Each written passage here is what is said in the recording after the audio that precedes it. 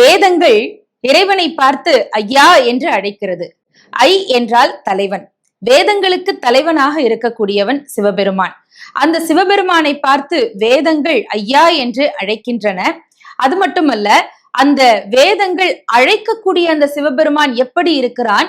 ஆழ்ந்து அகன்ற நுண்ணியனே என்று ஒரு அற்புதமான ஒரு வரியை நமக்கு தருகிறார் மாணிக்கவாசக சுவாமிகள்.